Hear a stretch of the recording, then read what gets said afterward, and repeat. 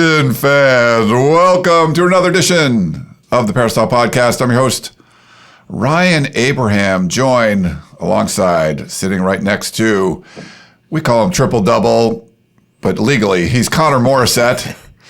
And legally, she's automatic, but you could also call her India Otto. She's here with us today, too. We got a fun show for you today. No college football this weekend. I guess the Army-Navy game. We got the Heisman Trophy stuff. But, man, just the regular season ends, and it's just sort of like you fall off a cliff. Like, oh, now what? What's going on? Championship weekend. And now we're waiting for bowl games, playoffs, pictures, all that. We're going to talk about all that kind of fun stuff going in, where USC is right now with the transfer portal, maybe some needs, but also people that have entered the portal and which players we think could play in the bowl game. We got some Notre Dame talk to get to, too. They've been kind of dominating the college football headlines. So Connor can admit how he was wrong about how he needed that Notre Dame needs USC.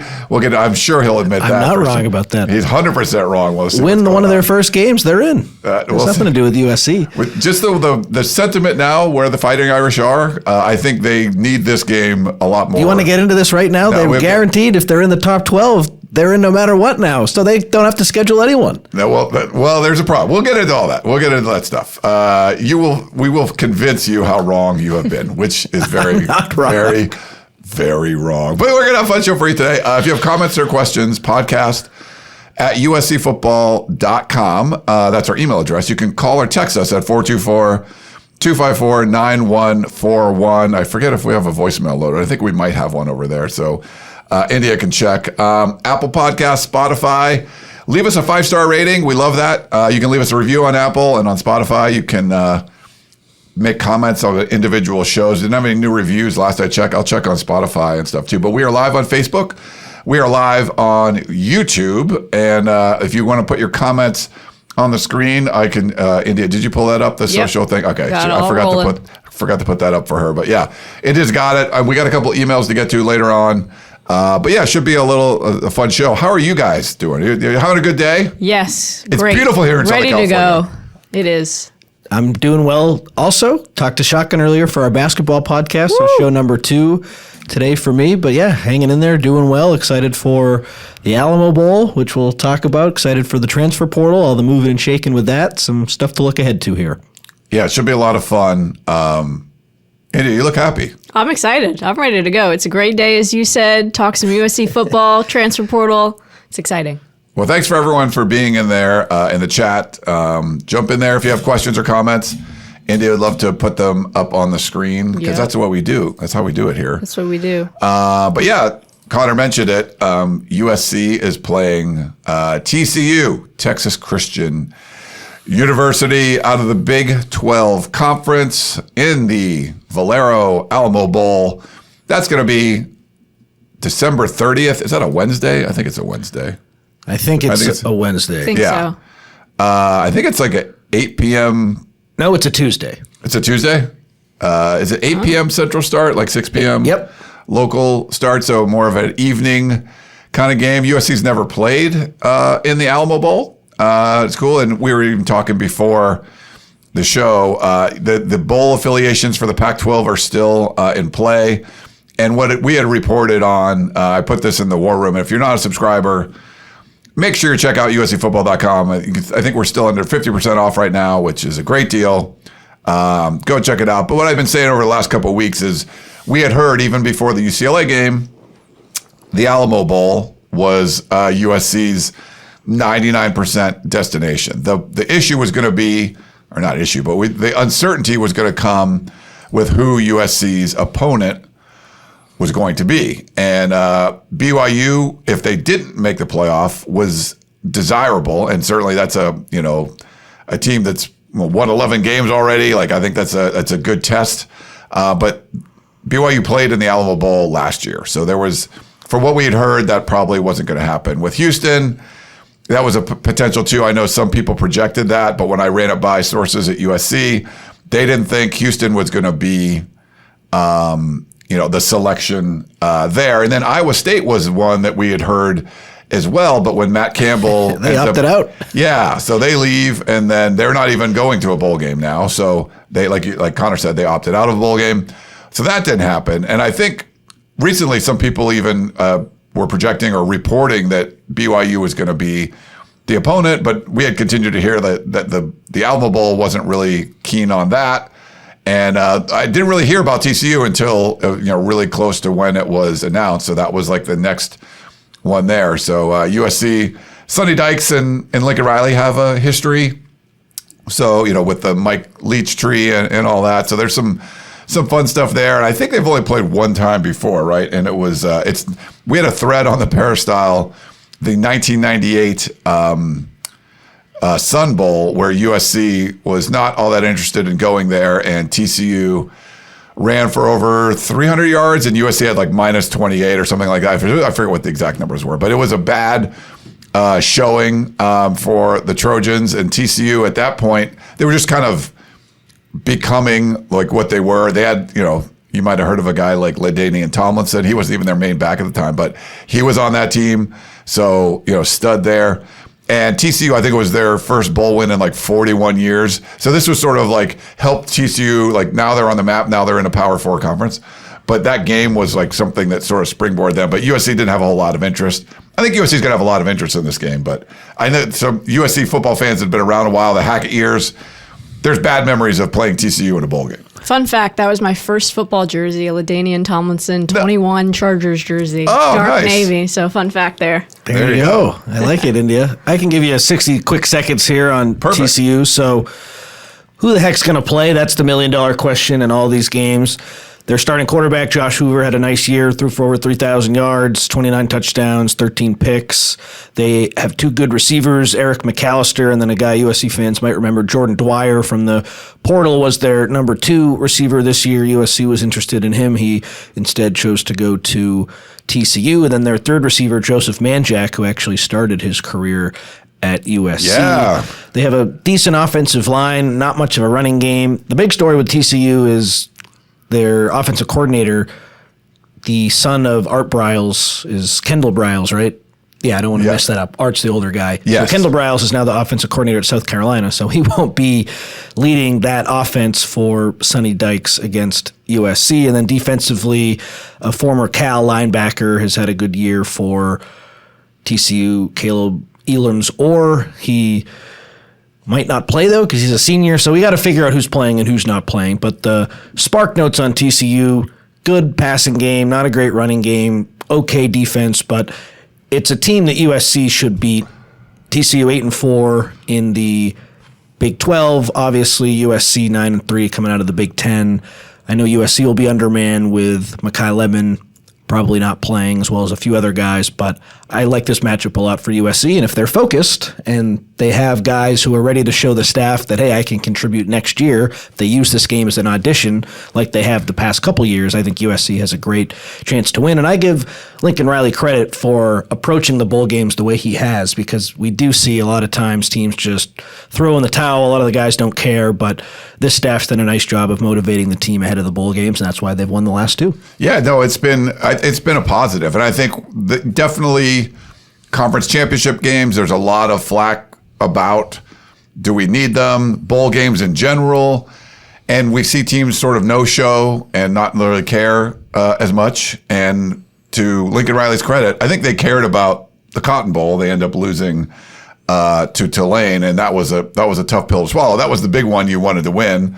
But I think the last couple of years, and especially last year, where you could bookend your season with wins over SEC programs, I think that was something you could build on. And so I'm with you. I give Lincoln Riley credit for being able to get his teams up. They've had opt-outs. I mean, 2 years ago where Caleb Williams is on the sidelines but not playing, and he's the first guy to celebrate with Miller Moss when he was, had a good bowl game, and that sort of he got into his career by being able to start that bowl game and all that. So I think they've done a good job of making the bowl game something, however you're going to motivate your players and your team, they get motivated about it. And if you get a bunch of guys opt out, if your best receivers opt out, whatever it is, hey, there's younger guys and people waiting in the wings. And if it's a return of Jade Mayava and he's going to play and stick around, like you can rally around that. There's a lot of things you can make positives out of the bowl game. So I give Riley credit too for doing that, because not everyone's doing it. And a lot of teams, they don't seem to really care. I think USC does.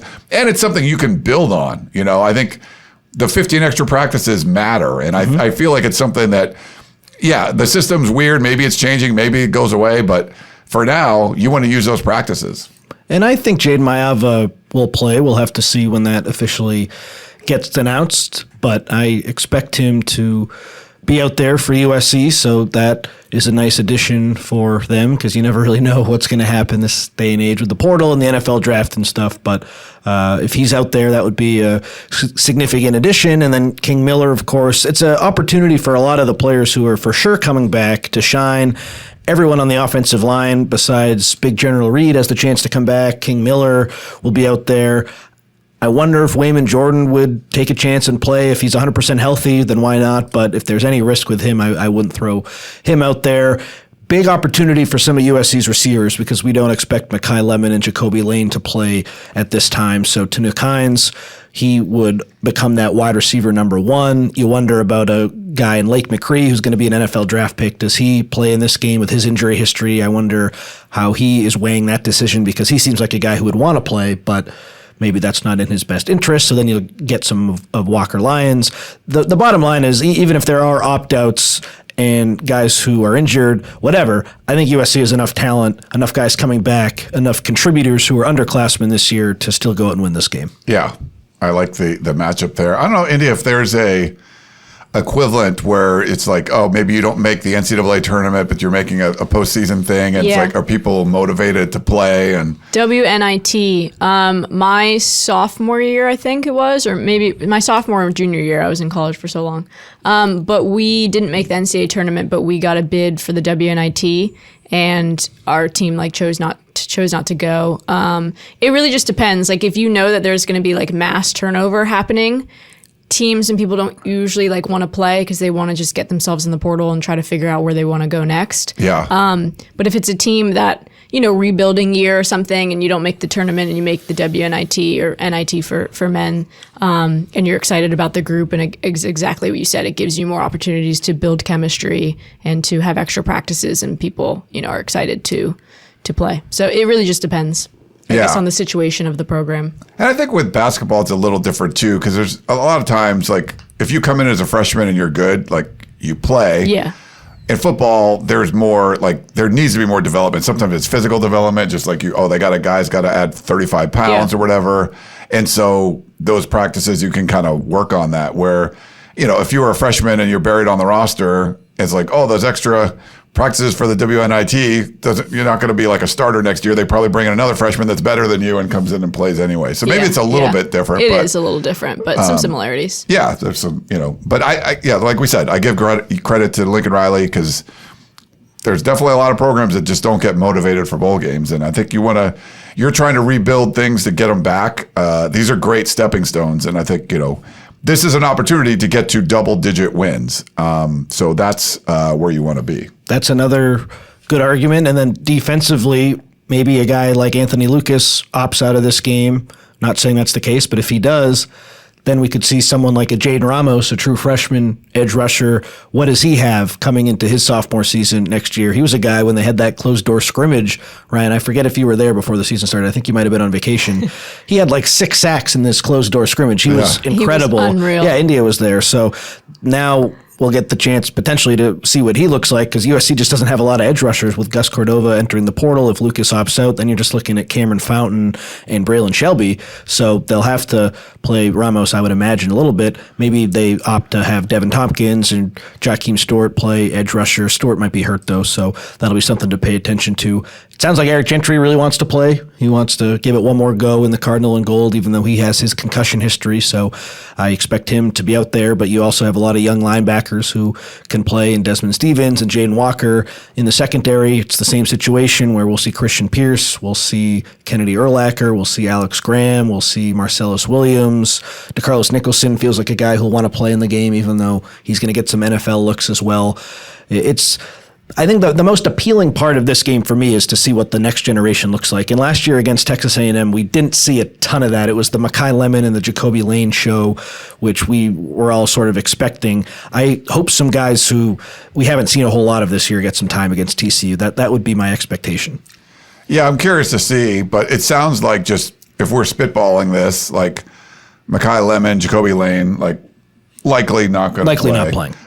Kamari Ramsey, Bishop Fitzgerald, seems likely. Gentry would be a candidate for that, but it sounds like he would want to play. And, Lincoln Riley said, we'll know in the coming weeks. I'm like, the game's in the coming weeks. So we'll definitely, I was like, the coming weeks? Yes, we'll definitely know in the coming weeks because you got to play the game.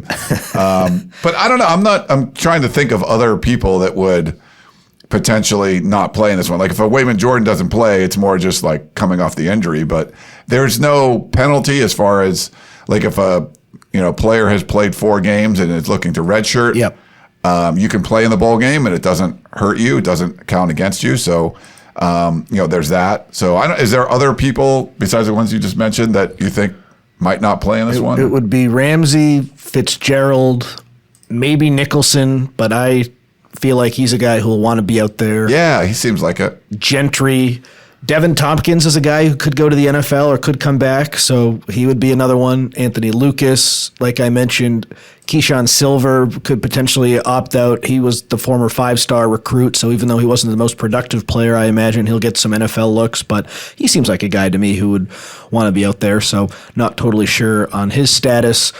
Big General Reed is in that same boat where I expect him to play, even though he is an older guy on the offensive line. And then the 2 receivers we think will probably be out. Lake McCree is another interesting case. Oh, yeah, he could potentially, but I kind of feel like he would play. I agree. Jade Mayava, we both feel like is going to be out there. So I think those are most of the guys. Wayman Jordan, I agree with you. If he is out, it's injury related rather than NFL related. I don't think last year they gave us the list of opt-outs and we had to do some digging on our own. I remember Lincoln Riley being like, well, we'll give you a list. That didn't happen. So no. I wonder if this year they'll be a little bit more transparent. That would be nice. Yeah, probably not. Props to India, by the way, because as you were rattling off names, she had their pictures up on the screen. So there you go, India. It's kind of organized, but it's not that organized.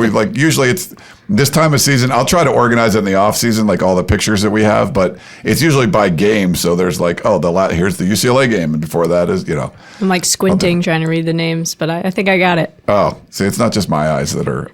Yeah. But yeah, thanks for doing that. Well, I guess we can get into anyone that's entered the portal is not going to play in the game. And so if you are on USCfootball.com, Chris Trevino is doing his portal tracker.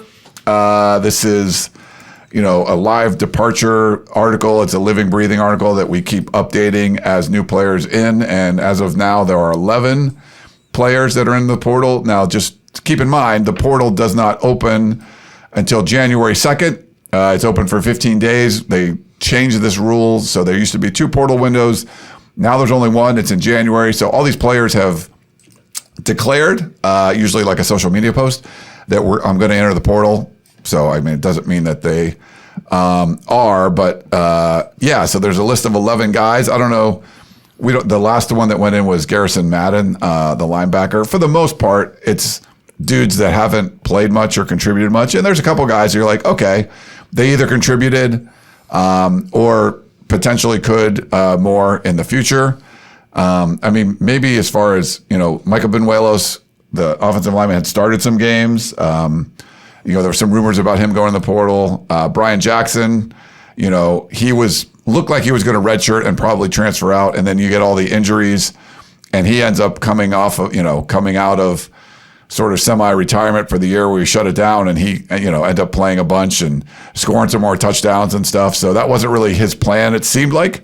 But he's going into the portal kind of as expected. It's just he thought he'd be redshirting this year, and he ended up playing a bunch. And Matai Togiai, he got a lot of run on special teams. And as a freshman, you feel like, okay, he's someone that could be a contributor going forward. But, I don't know if anyone stands out to you, any notes on any of those guys and anyone else that was sort of like, wow, I'm surprised that guy went in. The only surprise to me is Matai Tagovailoa, the linebacker who you were talking about. Because Tagovailoa? Why do I say Togiai? I don't know. It's a tricky last name, so yeah. I give you some. I thought we said that when we were doing the recruiting process. I thought it was like Togiai, and then they changed it. Something I don't know. So it's one of those TAGOA''I. So Tagovailoa. Tagovailoa. Okay. Or Tagovailoa. That's how Tagovailoa. it is. I'm telling you how to pronounce it. I'm getting it wrong, but it's Tagovailoa. That's how you say it. Yeah. Anyway, we don't have to be saying it for much longer because he's transferring. So Yeah, that's the one surprise. He was a guy who, like you said, played on special teams a lot, but at the end of the year was getting some run with the first team defense. He forced a fumble in one of those games. It might have been in garbage time against Michigan, I think. So I am bummed to see him leave. He was the second-ranked defensive recruit in that 2025 class behind Jakeem Stewart.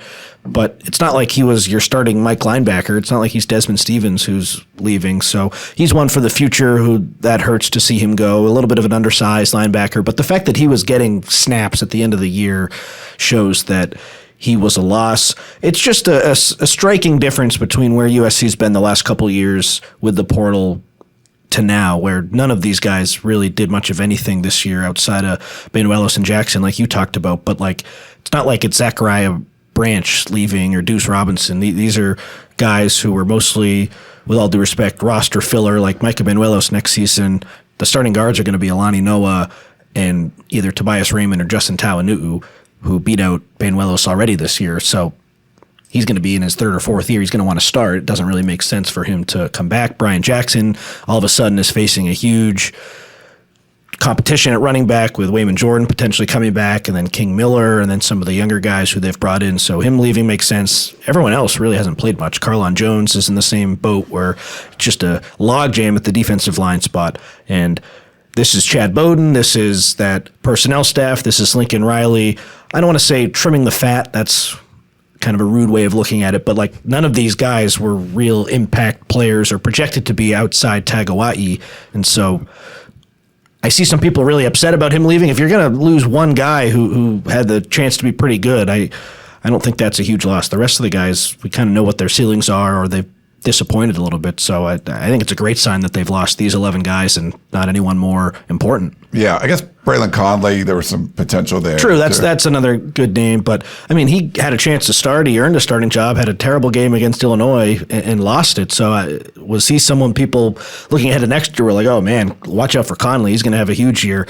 I don't think so. So another guy who didn't project to necessarily be a starter a year from now, he would have competed and been in the mix, but I don't look at him as a huge loss either. No, and I think it's a good point too that you're bringing up as far as like, yes, this is the new personnel staff, Chad Bowden and the entire staff there. Retention is a big part of their job, and I know people are like, oh, I just want to keep everybody, and I don't think you can, but you're not seeing the former 5 stars that were like, they're going to go. I don't know if any of those guys are going to go star somewhere else. I would highly doubt it. I didn't, Deuce Robinson, I think, led Florida State in receiving yards or something. Yeah, one of the top receivers in the country. Same with Zachariah Branch. Yeah, Zachariah Branch had a big, and they had their struggles, and there was a problem having that many wide receivers, I think, in the room, and you saw what Lane and Lemon were able to do on their own. I think USC did fine as far as receivers go, but you're not seeing those kind of departures, and you're not going to get everybody. And the stories we're hearing out of USC, and there's like, hey, this is all strategic and stuff, which I think it is. It's definitely strategic, and you might lose a couple guys that you'd want, but I think they're not losing a bunch. And I think Emmanuel Pregnon. That's the best example. Like if Chad Bowden was around, they would have figured out a way, as long as it made financial sense, to keep Pregnon. They would have pushed the limits to like, hey, we didn't want to keep this guy. And then if anything, maybe it forces Oregon to offer even more money. And if there's going to be a limit too, you're like, hey, we really like you, we want to keep you, but we're not going to pay double what we think you're worth. I think there's hard decisions that need to be made. I don't think any of these are like hard decisions that are leaving, but if somebody that is really important leaves, then it might be because of, hey, we think that this is what this person should be getting paid, and they're getting double that somewhere else, so we're not going to go in those waters. But they're not going to let somebody walk because of incompetence, and that's what's happening before with USC. They didn't know that the person wasn't happy. I think this personnel staff has their feelers out. They understand what everybody's doing, where they're feeling, if someone's unhappy or not, and they're unhappy, but you want them to stay, then you need to give them a little TLC. I think this is, they're smart people making smart decisions. It doesn't mean you're going to keep everybody. There might be a couple guys in that out of 11 that, you really would have liked to keep, and for whatever reason they didn't want to stay, and that's fine. Like it's not gonna, you're not gonna bat 1,000 on this, but there's so much more intelligence going into what they're doing behind the scenes and trying to keep, all the guys that they really want. I think you have to give credit to the personnel staff. This is why you need like full-time people doing this stuff. They understand this roster. They understand what's coming in from the number one recruiting class, who could be big contributors. So like if, realistically, like Matai was someone you might want to keep around. He might have his reasons for going. And, I don't know how strategic that one is, but for the most part, it's like, this is all strategic stuff. So this is why you have a great personnel staff, because it's not just about the talent acquisition. It's like evaluating your own roster. You're like self-scouting, and these are the dudes we want to keep. And we know what this is worth and how much we're going to pay and how to make everybody happy. And retention is a big part of it. And just seeing this list compared to the list last year, it's like night and day. So there might be a guy or two you don't like if you're a USC fan. I wish he wasn't good. In general, just feel better about this is being done. There's smart people making good decisions on how to make this work. And you're seeing the results of that. I'm with you 100% on that. Tagovailoa is the one guy they might have seller's remorse on, I could see. But yeah. Quick thing. Somebody said they were trying to call in, but the number said it's currently turned off for calls. Yeah, we're not taking calls. It's a podcast. It's not tunnel vision. There you go. Yeah. We could turn it on if you want, but probably No, not. I just wanted you to give it an Yeah. update. So we're not doing live calls on the podcast. Like maybe we will, like in the off season, but we typically save that for tunnel vision. You can leave us a voicemail, not 5124 tunnel, but the voicemail number is 424-254-9141. I'm not going to get it for this show, but for future shows, if you want to, we'd love to hear from you. You can put them on there. Or you could put a question in the chat. Yeah, Exactly. Put your question in the chat, and India will pull it up there. And then we also Ooh. a super chat. El Gordo Flaco. Good show, good analysis. Thanks, everyone. Thanks, El Gordo Flacco. Thank Very you. nice. It's really nice of you, yeah. I'm seeing a lot of Tackett Curtis chat in Yes. the chat. I don't think they want to bring him back. He wasn't Did he go in the portal? that great Yeah. at Wisconsin. Or he's going to go in the portal? Yeah. There's these names that pop up, like, Tackett Curtis for sure, but Joseph Manjack, like, holy cow. People, because we used to be able to watch, I don't know if it was spring, I can't remember, but we could watch all the practices. We're up on I think we got to watch him up on top of like where the aquatic center is, for the pool. And maybe it was spring, or there might have been some fall camp ones we could watch, but he made a lot of plays. And sometimes you watch guys that are like, he wasn't a walk-on, but like, you have some walk-on and you watch a bunch of practices and someone that doesn't know what's going on, like, wow, that guy's really good. I'm like, yeah, that's a walk. Like, he's not going to do much. But Manjack was someone that a lot of people had like, wow, this guy's going to be amazing, He was at Houston before TCU too, right? Houston, yeah, he might have been, I think at least 3 places. It might be in another one too, but Gotcha. yeah. So, but that name pops up, and that's someone that fans like got excited about, like, oh man, and then that didn't. I think. Where else was he? It was USC, Houston, and TCU. Yep. Okay.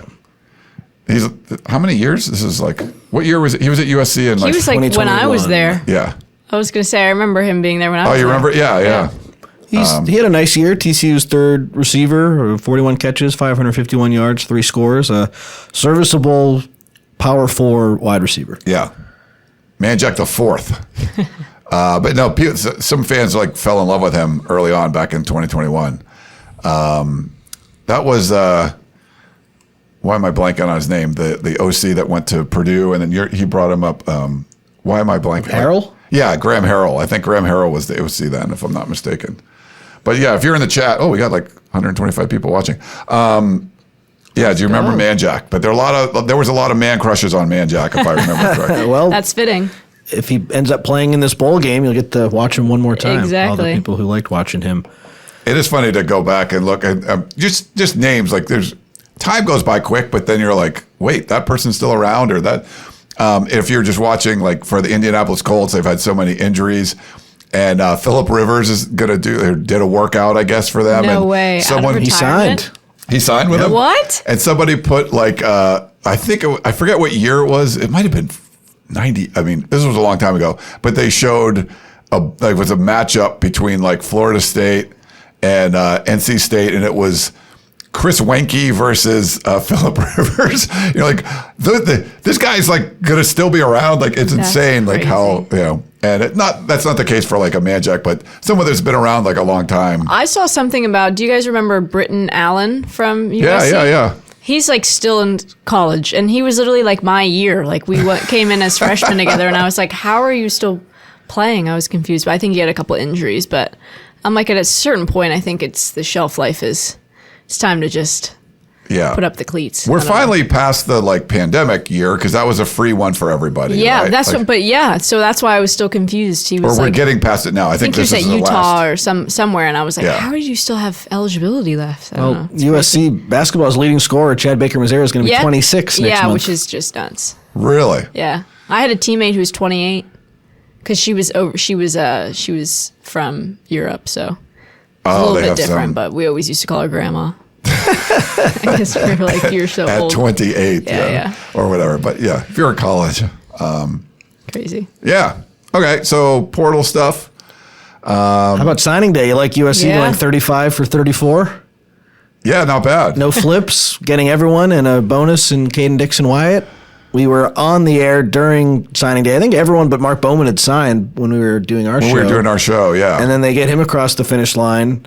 We wrote a story about that, why he was going back and forth between LSU and USC at the end. You can go back and read that if you'd like. But the whole staff, from Riley to Bowden to all the assistants to the personnel people, it's not easy going 35 for 34, and their strategy of front-loading a lot of those deals for the best players and paying them before the House settlement went through, just seeing that vision become a reality was huge. And this does feel like a turning point to me with USC, a little later than we all would have liked, but I think you got to tip your cap to what they did last Wednesday. That was an exceptional day for USC. Yeah, the fact that, they had the number one class, and it was a lot of the early stuff. And like Connor mentioned, if you remember, the House settlement was going to go into effect July 1st. So you could do NIL deals with high school players before that without any scrutiny. Is that true? So I keep interrupting you again. Sorry, but like, I don't know if that is the College Sports Commission going to have anything to say about that. Like, I don't know if it's totally by the book, but that's what we wanted them to do. Just go out, pay the guys, get them on the team. Like, I don't care what it looks like. If the College Sports Commission comes and hammers them, that would be too bad. But this is just what they needed to do. But they didn't have those rules in place. Exactly. We knew what they were going to be, or you kind of, and they put this together late, but we thought they should even delay it more. And I know, talking to people in the athletic department, they're like, we got to we have to change, like, it's a systematic, like, just fundamentally change how we're going to treat student athletes by paying them. And they were like a month or two out, and they're like, didn't have all the rules yet. You're like, we have to start paying these guys like in a month, like, and they haven't even given us the rules yet. Like, budgets are done years in advance, all this stuff. So it was a challenge. And so I think I give USC a lot of credit for like seeing what they needed to do and then front loading things up. And then they had the number one class, and you're like, oh, they'll, whatever. They'll probably drop down to 3, which would have been fine, but they end up adding a few more pieces and being able to hold on to it for the end. I think Alabama slipped up to number 2. Oregon was trying to flip that other wide receiver from Ohio State. What's his name? Chris Henry. Yeah, Henry. And they could have potentially taken over the number 1 spot. Well, they might have lost somebody if they flipped him. So I don't know. But it didn't matter. Like, the fact that USC was top 3, but holding on to the number 1 spot is pretty nice. It's the first time a non-SEC school had the number 1 recruiting spot since 2008, I believe it was. So, that's a big deal, and I think it's something that you can build on. Nothing like, fell away as far as like, oh, they went out early and signed a bunch of guys, or got these guys committed, and then 2 months later they all dropped out. No, everyone stayed on. Like, they had a problem. They fulfilled everything. Where they've had some big name verbals in years past that just kind of go away, and these ones didn't. So again, I think it's having a great personnel staff to go along with this coaching staff and the administration. They all had to work together, and this is the result. It's fun too, because there's some guys in this class. There are some guys in this class who will be able to help you in that first year, where even if Kenai Pepe isn't a starter on the offensive line, he's going to push your offensive tackles to be He's on the two deep. Play at a different level. Yeah, exactly. And then USC is a gaping hole at slot receiver. Well, they signed the best high school receiver in California, and Trent Mosley, who plays as a slot guy. I think he could contribute as a first-year player. And then on the defensive line, they expect Luke Wayfield to contribute as a first-year player. There's some guys in the middle who could potentially help, kind of like we saw with Jakeem Stewart and Floyd Boucard this year. You see in the secondary, Elbert Hill, they expect to play right away as a corner, whether it's the nickel spot or whether he takes over for DeCarlos Nicholson. He's expected to start as a first-year guy. Not everyone will play in that first year, but when you have the number one class and you sign the guys that USC signed, you're going to see some of those true freshmen have big roles. And so I'm really looking forward to seeing which ones can come in and play. And I just think this is such a boost for the Riley tenure and just for USC in general. What's the best way to win championships? Look at what Georgia did. Kirby Smart got there. They recruited at the highest level possible. They knocked on the door a few times, and then they won a couple. That's what you got to do. Yeah. And then, the next step is going to be, this was majoring in high school. You get the number one class. Chad Bowden said, we're going to major in high school recruiting. Boom. You did that. Minor in the portal. Is there some news? Breaking news, India. Can you hit the sounder? Yeah. Hold on.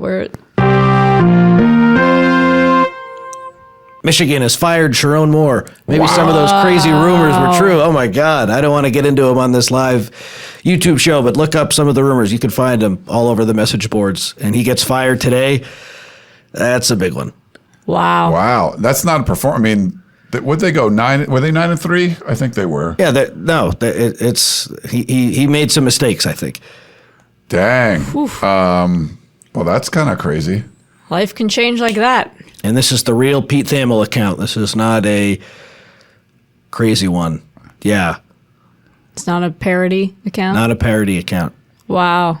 For Dan Wetzel and Adam Schefter. Okay. Man, That's they're all legit. like, and Tennessee set to hire Jim Knowles. So he's going from Penn State to... Another one. It's not like really news for us because it's like Tennessee, but Yeah. That's pretty wild. Wow. Sharon Moore is out. USC doesn't play Michigan, right? Not next year. No, because they played them 2 years in a row. But at least they got a win against them before. Yeah. You felt like he was more of a transition guy anyway to go out of the Harbaugh years. But this is a weird time to, you got to be on portal watch. So those guys can go to the portal now. There's some opportunities. And I think that was a good transition because, I was talking about minoring in the portal. And I know there's a lot of fans on our message boards and people talk about they want to bring in all these dudes. And you can bring in guys. And I think, minoring the portal just means they're not going to this is obviously building the roster with the high school recruiting class you're bringing in, but you can still bring in impact players. I think Connor and I talked about this as well. He did a really good breakdown of, the guys Oregon brought in the portal and how most of them were just like contributors and USC brought in more bodies. Well, now your bodies are in the high school class if there's just guys that aren't playing right away. And you can focus on when you bring someone in the portal, it's an impact guy. And maybe there's some opportunities with, Michigan firing their head coach and some guys going to the portal. But I'm curious to see how this comes together. Now, the portal isn't open, like I said, till January 2nd, so it'll be after the bowl game and all that. But you hear names, and I don't know if there's names that have gone in that you think USC could be in on or any position groups you think that USC is going to go after. But it'll be interesting to see where USC does go in the portal. And I think it's a potential with the schedule that USC has next year. You bring 5, 6, 7 impact guys, it can make a big difference. Oh, it can make a huge difference. And something we've talked a lot about on the show is last year they were afraid to go after guys for the fear of hurting players on the current roster because they didn't want to upset people in some certain spots. Like, you got to get over that mindset, and you just got to bring in the best possible guys. David Bailey is a first-team All-American on every publication you look at, the Texas Tech edge rusher who transferred from Stanford. And we remember last year, the word from USC was, oh, we're not looking at him. We're happy with our options. It's like, well, actually, you could have used a guy like that. Even if you couldn't financially compete with Texas Tech, it would have been nice to make an effort at a guy like that. So I'm with you, Ryan. You need to, it doesn't have to be quantity. You got to get some quality pieces here because that's the most important thing to get you over the top. Like, you need some impact players who can help you next year and make a push against that really tough schedule. You brought up Oregon. Like, Oregon pretty much hit on everyone outside of that running back they got from Tulane. Every other player was massive for them, especially in that USC game. 5, 6 massive additions, key guys. Like, I know you just got the number 1 class. You extended yourself financially. I don't know how much money is left, but that's where you need to be to compete at the highest level. And USC keeps saying that's where they want to be at. I'd like to see them put their money where their mouth is and go out and bring in some impact guys. Yeah. Curious to see what they do. Brandon Marcello from CBS is saying that he was fired for cause. I didn't read. Yeah. So like you were mentioning, so this is like no buyout. It's gonna come out for sure. It said, I saw another tweet that said they've been investigating obviously something internal for the past few weeks. So yeah, I think I don't know if you had mentioned it or maybe I mentioned it on the show, like one of the rumors, and I was like, oh no, maybe that's not true or something. But or maybe there was, I don't know. But yeah, that's. I don't want to throw shade at our fellow 247 site, but the Michigan site was adamant. This rumor is not true. He's not getting fired. Like you can't be such a homer that you got your goggles on that you can't see through when stuff is real and when stuff isn't real. Like that's a big miss for the Michigan site that they refuted this a week ago. And I didn't realize that they did that. Yeah. Okay. Wow. Well, that's a little newsy stuff. There's always news in college football. I wonder who will take over. Best. Well, they got to nail the hire now. Like you can't mess that up again. No, you can't. Oh my goodness! But to be in this is sort of like where after the signing period too. Yeah, like you're out. Well, UCLA had to get somebody in like January or February, right when Chip Kelly left. And they bring in Deshaun Foster, but as far as Sherrone Moore, I'm not saying he's UCLA's Deshaun Foster, but he was the internal candidate that they promoted. But he had been an interim. I mean, he beat Ohio State twice or whatever, like as the interim head coach, I think, or whatever. But like he's, so now it's like you got to do a coaching search. We just saw Penn State go through like a 2-month coaching search where they were getting killed for it because it was bad. But then they end up getting a really good coach in Matt Wells that a lot of people felt like should have been the first call they made anyway. So I think Penn State sort of salvaged that where you made I think they made a really good hire. It was just the process was not the smoothest. But if you get the best result and however your process is, like, if you're in the kitchen and, there's a mess everywhere and you're cracking eggs and you're not in the right spot, but the cookies come out great and you're like, all right, well, it looked like crap while you were making it, but somehow you made it work, Yeah. It was a bad process, but you get like a good result. Yeah. So I'm curious to see what Michigan does now. Somebody in the chat said Brian Kelly firing up the jet.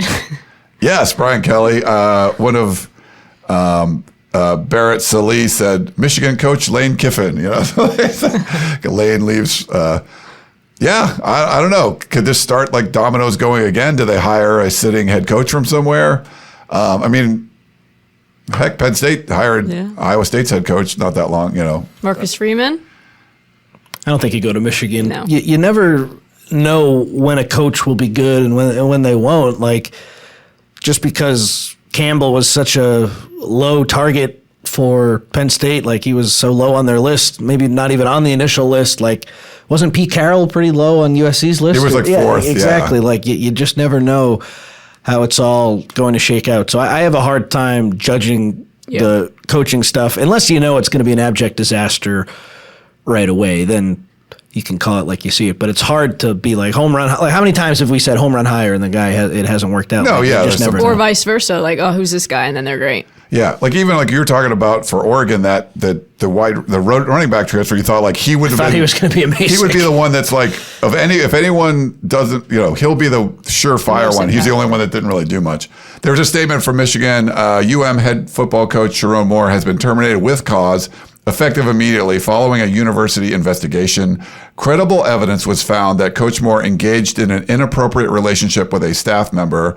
This conduct constitutes a clear violation of university policy, and UM maintains zero tolerance for such behavior.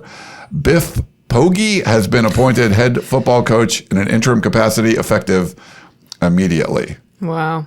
That's from Alejandro Zuna, who's got like 33. Yeah, so that's a real person. Okay. Just want to make sure I read some statement.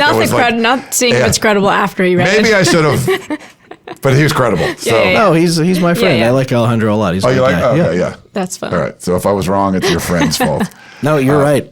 That's funny. So inappropriate relationship. That'll do it. That happened at Michigan State. It's happened at Michigan. What's going on in that part of the country? I don't know. Crazy. That can happen everywhere. Somebody sure, said John Gruden is an option too. Oh, yeah. In the chat. Yeah, but Biff Poggi? What a name.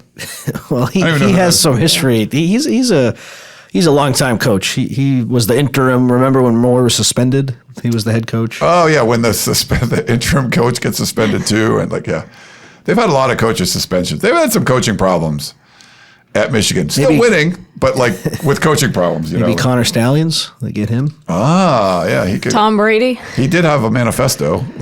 Tom Brady could step in. Although it's not really worked for him at the Raiders. So I don't know. That would be He's doing a good job on TV, but he is. That'd to be crazy. like a part owner in a franchise that's just spiraling the drain. Yikes. Yeah, well, some breaking news stuff. I do want to get into the Notre Dame stuff a little bit because we did get. So if you're watching, it's sort of like the Fighting Irish against the world, and I'll just give my point of view. I don't know if there's I was joking with Connor right or wrong or whatever, but I do feel that I feel like USC's drawn a line in the sand and is like, look, we're going to play you early in the season or not at all. And it hasn't been announced yet, but I feel like they're going to have a 2-year thing, and it'll be played for the next 2 years. And then after that is sort of TBD. But just for me, Connor, watching Notre Dame this year, they had 3 ranked opponents, USC being one of them, and they only won, one of those games. And the other 2 are the very beginning of the season. USC wants to move their game to the beginning of the season. I think it's harder and harder now for Notre Dame to play legitimate teams later in the season. And they had, Stanford used to be good and they stink now. And I think for USC, it was it was always good. You could play October or November. Now USC's in the Big Ten. They don't want to deal with that. And I feel like this independence thing, a lot of people are taking offense to, and they're like, screw this. And they were getting the benefit of the doubt. They were ranked when they were 0-2, and they stayed above Miami. When Miami lost a couple games, everyone felt like, oh, Miami's going to lose more, and they didn't.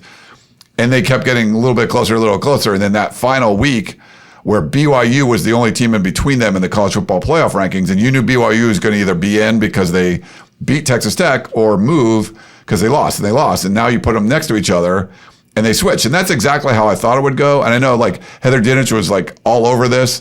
She felt Notre Dame was going to be in. A lot of people did. And there was a lot of surprise, especially from Notre Dame. And they come out and they attack the ACC, who was really, trying to promote Miami in the situation. They felt like they weren't being a good partner and all this stuff. But I'm not seeing a lot of sympathy for the Fighting Irish around the country. I think people are just look, join a conference. I get it. There's all these reasons why you don't want to. Too bad.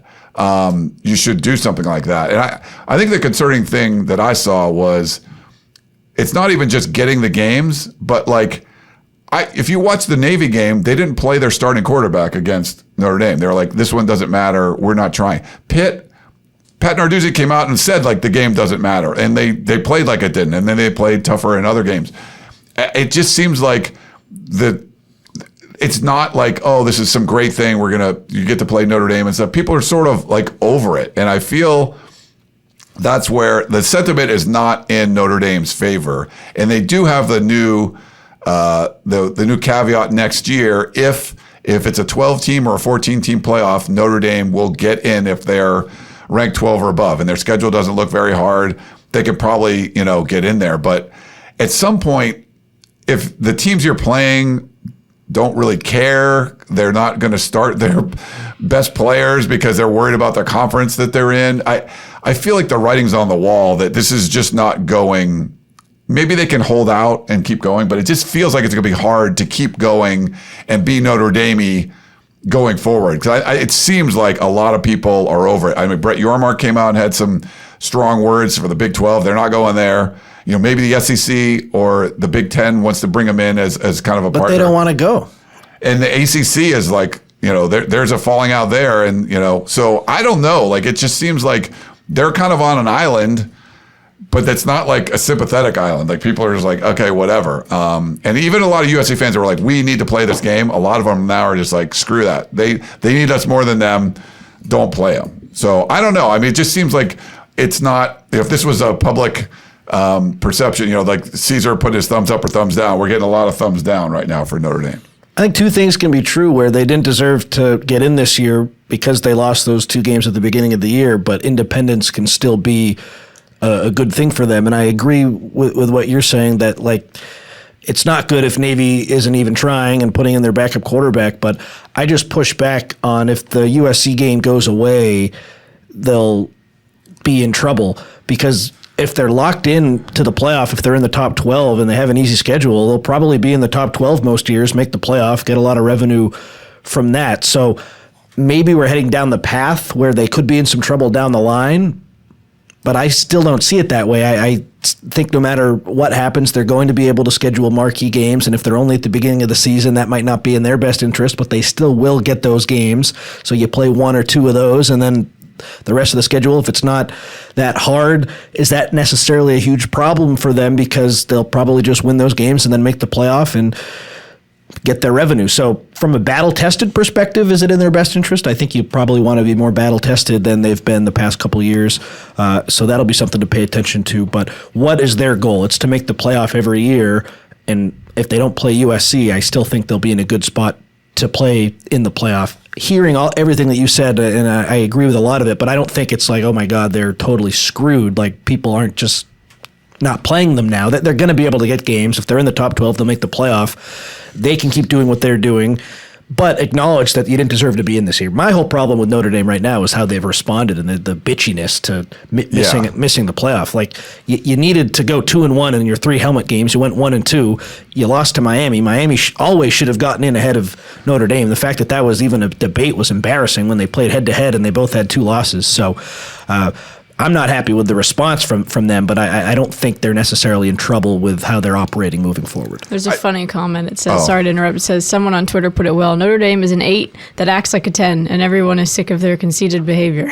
Yeah, and I think, and there's a lot of people that were shocked that, if they're in the top 12 next year, they're in. Now, that goes away if you go to a 16-team playoff, and maybe it expands. But I think going forward, people are looking at this like, why are we giving even the powers that be, like before, they were at the table to create the playoff and stuff. I'm not sure that they're going to get the treatment that they've got. They've got preferential treatment, and it seems like most people are sort of sick of it. And they're like, yeah, you're not going to get, you better be in the top, whatever. Like, you just have to be like everybody else. So I don't know. I mean, I think not having USC on the schedule is going to make it even harder for them going forward. But I think it's, even with USC on the schedule, I think it's a harder road right now. There's not a lot of sympathy out there for the plight of trying to navigate this as an independent. And I think Jeremiah Love, if they were in a conference championship game, he probably would have, had a better chance to win the Heisman Trophy. He's a finalist, but I don't think he's going to win. And then the not playing in the bowl game too, and I get it. That actually didn't bother me as much. Really, I don't like it. I mean, I think it's an opportunity. I get your top players aren't going to play in it, but that happens for everybody. You want to give your young guys an opportunity, and the fact that you didn't get to play championship weekend, but you're a team that's up there, feels like you should be doing that. I mean, hey, get a bowl game, and the Pop-Tart Bowl is amazing. Like, that would have been a lot of fun. So. Maybe they're trying to screw ESPN. No.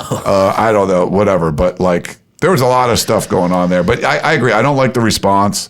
There is I don't know if it's an 8 acting like a 10. It's like a 6.5 acting like a 10 sometimes. I mean, they played for the national title last year. Yes, I know. But just there's a lot of just attitude that some people are over. And I think there was a lot more sympathy for Notre Dame before. And they got a lot of credit last year for making the run that they did and giving Ohio State a game. But the sort of actions this year where it's like, dude, you're 10-2 and the other team's 10-2 and they beat you. I'm sorry. Yeah, Vegas might have you as a favorite, but there's no way you can be put in there. And maybe it should have been Alabama moving down. The fact that they didn't move a spot after getting blown out and rushing for -3 yards against Georgia. Like, I get it's a conference championship game, but yours for -3 yards. Like, you were not competitive. You should move down a little bit. So I don't know, but I think the road's going to be tougher for Notre Dame going forward. And I think they need USC to be part of, which I think they will for the next couple of years. And I think the format's going to change and stuff too. When it does, I just don't know if Notre Dame's going to get the sort of special treatment that they've got to this point. Sounds like our audio is pooping out, unfortunately. What? Yeah, we're literally just got some chats. Let me look real quick. Should we take a break? Let's do it. Oh, yeah, take a break. We will return.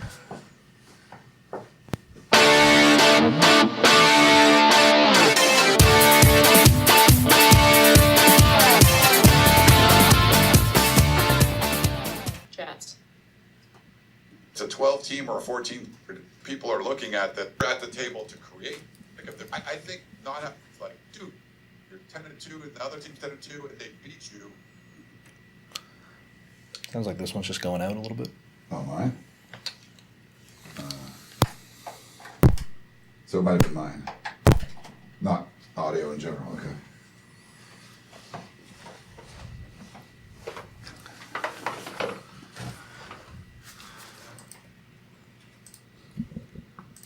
We are back. Hopefully you can hear us okay. Or hear me okay, specifically. That's the most important part anyway. Yeah. I'm waiting for some comments Me too. to come back.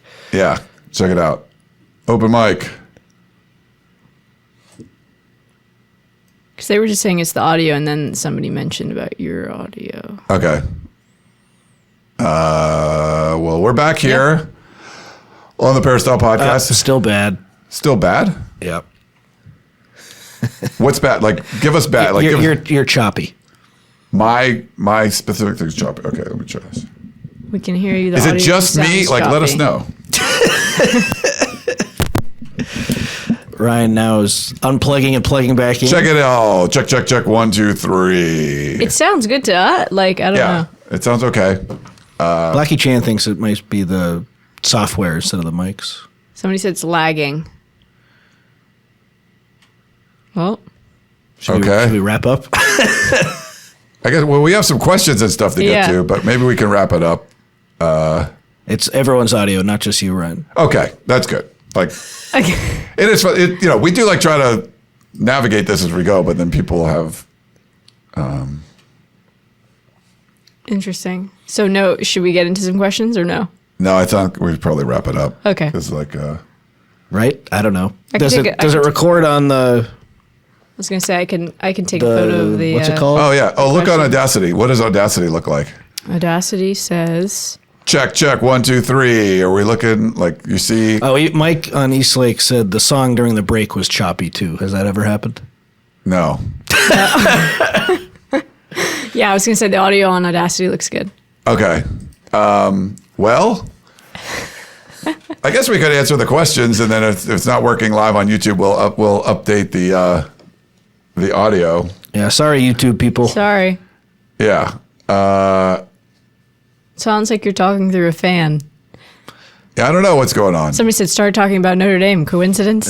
Maybe that's what it is. We'll try to do the questions quickly. If you're watching live on YouTube, sorry, that might not be coming out, but we'll put out the podcast, and I think that'll come out regular, I guess you could say. So we'll finish that stuff up. We can fire them off quickly. Yeah. Was there a voicemail or no? Yes, there was. All right, let's play the voicemail. Again, sorry, you live people. Hey, Ryan. Notre Dame has taken their name off the eligibility list for bowl games since they didn't make the playoff. You're making a statement, playoffs or nothing, but it's stupid. You should play that game. Play the bowl game. It's like a spring game or a game against a team that doesn't matter. You can practice for next year. You can use players that you want to get ready. This is a great way to do it. What do you guys think? Curtis from Moreno Valley.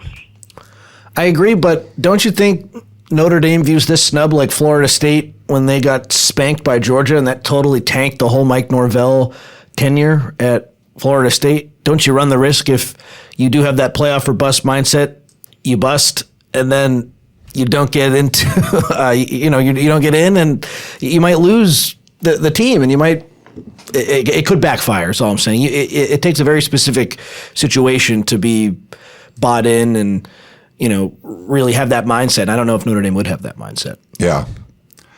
All right. There was a couple of questions on the like in the doc there. Did you see it? Let's see. Let's see. I think I see him. Yeah. Okay. You want to do one of those? Yeah. Let's do it. Okay. I think this is one, or maybe not. Hold on. Actually, no. I don't see any emails on the doc. Okay. I'll let you know. Yeah, I got one. Okay. Sorry, it was bunched up. Do you believe a 10-2 USC would have made the playoff with a win over Illinois? Assume everything else played out exactly as it did. I'm having a debate with my Trojan friends here, Scott in Houston. And Scott's email is Tecmo Bowl Nose Guard, which is awesome. Like, that's an old school video game. I think Ryan Karshi tweeted out that USC wouldn't have made it. I kind of thought they would, but the way, I guess it depends how the way things play out. Like, USC would have been ranked higher if they'd started the season undefeated and their first loss was at Notre Dame, because they took a while for USC to get ranked. And then if they went on the road and beat what was a ranked Illinois team, even though they just got spanked the week before, I'm curious to see where that would have ended up. If everything else went the same, I think they might have been out, right? Because Notre Dame would have had to have been in over them. Yeah, they would have had the 10-2, and they would have been behind Notre Dame, who was behind Miami and Alabama. So I thought a 10-2 Big Ten team would be in no matter what. And Shotgun was like, "You might be wrong," and I was like, "I'm not wrong." Shotgun might have been right. Yeah, there ended up being a lot of 10-2. I mean, because even like Texas is making a push there, and they were not that close, but USC was still close. They were end up 16 or whatever. Yep. Yeah. So one more win though, but there was just the logjam ahead of them. It might have been tough. They just might have been on the outside looking in, which I didn't think would have been the case. The one above that too is Dylan Albuquerque. Yeah, I was going to get to that one now. Okay. All right, here we go. How is this a number one class with only one 5-star commit? Should we be worried about that? A quick look at the number one class the past few years. 2023, Alabama, 7 5-stars. 2024, Georgia, 5 5-stars. 2025, Texas, 5 5-stars. I honestly usually don't pay the closest attention to recruiting, so I was surprised to find only one 5-star when looking at the class this morning. I'm sure the total number of 4 stars is what makes it the number one class, but can you clarify and let me know if the lack of 5 stars means anything? Thanks, Dylan in Albuquerque. Go ahead. I don't think it means anything too much. Like, I believe that a lot of those guys will still be able to contribute. Do you wish you had 7 5-stars? Probably. So maybe it matters a little bit, but I still think that having the number one class is significant, and having that many 4-stars and that many high-level 4-stars is still really good. And I went through it earlier. I think a lot of those guys can still contribute. So in an ideal world, would you have landed more 5-stars? Yes, but I think this is like complaining about something you don't really need to be complaining about in my mind. Yeah, I think Georgia had one. There was a couple other like top 5-ish, 6-ish schools that only had one as well, if I remember correctly. So it wasn't just that. But yeah, I mean, you don't want to be complaining about the number one class. It's the number one class. There's a formula. It all matters, And at the end of the day, sometimes rankings are just rankings. Some of these 4-star people can be 5 stars and be even better, and some of the 5 stars don't pan out either. So just see what they do when they get there. I'm trying to get people to check out it's choppy over here too. Okay. Oh, damn. Dang it. Sorry. Well, if you're listening to the podcast, you're like, what's going on? Well, somehow our live stream got choppy. I don't know exactly why. My apologies, but You want to fire off the questions? yeah, Should I do a fire couple them of off? and then we'll get out of here. We're gonna answer your questions in the chat, defeating. people. Yeah. Sorry, let me see if I can. All right. First question. What is the word on the draft eligible players returning or going pro? My opinion, I think Lemon is gone, Lane is gone, and I think Maava comes back. Cool. Quick one. If Maava doesn't play, who's QBS? QB, who's like Starting, I think. Longstreet, and then Heward would be the backup. Yeah. Cool. I think he's gonna play. This one, let's see. Wouldn't you think DeCarlos needs this game for his future NFL dreams? I don't know if you need should. one game. There's one game, make or break it if it's the Alamo Bowl. I mean, if he Yeah. has 3 picks, maybe, but I don't think he needs one game to showcase himself. He got invited to the Hula Bowl, which is like the Senior Bowl, but it's a lower level one. Like if he gets drafted, it's going to be a low round pick regardless. He'll probably be an undrafted free agent in my eyes. So, I mean, it could help him, I guess, but things would really need to go his way for it to really matter. Just one game. Biggie for SC asks, how does the Notre Dame college football playoffs drama impact the 2026 scheduling with SC? Does it still get done? Related, is the contractual guarantee for Notre Dame in 2026 CFP if ranked 12 or better ridiculous? I mean, maybe it's ridiculous, but they agreed to it. So, Yeah. I get why they are proud of that. It's a big addition for them. And then, But if they make it a 16-team playoff, then that goes away. So, but then you're just like, yeah, if you're not in the top 16, then yeah. the first part though, any updates on the schedule? You still seem to think the game's happening for sure. I think the game's happening for sure the next 2 seasons. And then after that, I think it's still up in the air. Cool. Another question. Any rumors on next year's non-conference games outside of Fresno State? I think it's going to be like a cream puff game. Cream Puff and Notre Dame. Cool. We've got like 4 more. Okay. Let's see. I have a question. Where does all this super chat money go? Ryan's runs to Trader Joe's. Yes. Well, like 33% of it goes to YouTube. Yeah. But we got $1.99 today, so there'll be like $1.50 or $1.20 something. I'll Nice. Yes. Add it to the Trader Joe's haul. Yes, we'll do that. 3 more questions. We're just going to fire these off. Given the fact we have a very difficult schedule next year, how heavy do the coaches need to hit the portal while at the same time having a philosophy to build from within? Might that hurt retention? I think it's a strategy. And I'm curious to see what they do portal-wise. I don't know retention. They're focused on retention, and they haven't had any guys. I don't think they want to bring somebody in if it's going to cause somebody to leave. But if it's an upgrade at the position, and that happens, I think you just have to go with it. But I have a feel they're going to try to get some guys that are impact guys. But I think there's an overall strategy that deals with bringing in developmental players and impact players, high school, bringing in impact players in the portal, and retaining the people that you feel are going to be a big part of the team's future. I think that all has to work together. I would like to see him bring in 4 at a minimum guys who you would expect to have the chance to be, if not all conference, just really solid players in your rotation. Because they haven't really done that. They've hit on a couple of guys, but they've tried to bring in more, and it hasn't been great. I want them to focus on quality over quantity. If you had to rank their biggest needs, like 1 through 4, 1 through 3, how would you rank it? Like linebackers first, or how would you rank? In terms of what I'm talking about, where you can get the most impactful guy, I would say receiver 1, defensive end 2, linebacker is a consideration. So probably linebacker, and then somewhere in the secondary, probably more corner than safety, but maybe a corner or safety. I've gone back and forth on that. I like what they have in that room, but you can always get better if you can add a stud. So when in doubt, add the stud. Ryan, same list for you? Or? Yeah, I think that's I think you'd like to see that when you can. I mean, potentially an offensive lineman or something too. Anywhere, if it's an impact guy and it's better than what you got, but I think it would be good, having a linebacker would be great. Like receiver, they might have more stuff internal that works out well, but if you can bring in a Jordan Addison kind of guy, like you can't bring in a Jay Fair kind of guy. Like you don't need that. You need a Jordan Addison kind of guy. Yeah. I don't think you need just more bodies at receiver. Like they've brought in a bunch of those guys, like Jaden Richardson or whatever. Like, no, you need Jordan Addison. You need like an alpha. Yeah.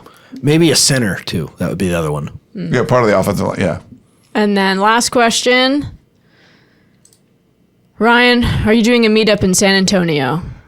As of right now, no. I think it's going to be a weird one as far as coming in. I think Connor's going to come in day of the game, and I believe Shotgun will as well. So probably no meetup there. There you go. That's it. That's all the questions. All right. Well, we don't want to go too long because we have live audio issues, but hopefully everything's good on the podcast side. I'm really glad we recorded the audio separately. So I fix the audio. So if you're watching this on YouTube later, do his magic. I'll do my magic stuff. But yeah, I guess that'll wrap it up. Awesome job, India Otto, run of the board through the problems, triple double. Maybe it's India's problem. I don't know. I don't think it is. Triple double, of course. And I'm Ryan Abraham. Hope you guys enjoyed the show, and we will talk to you next time.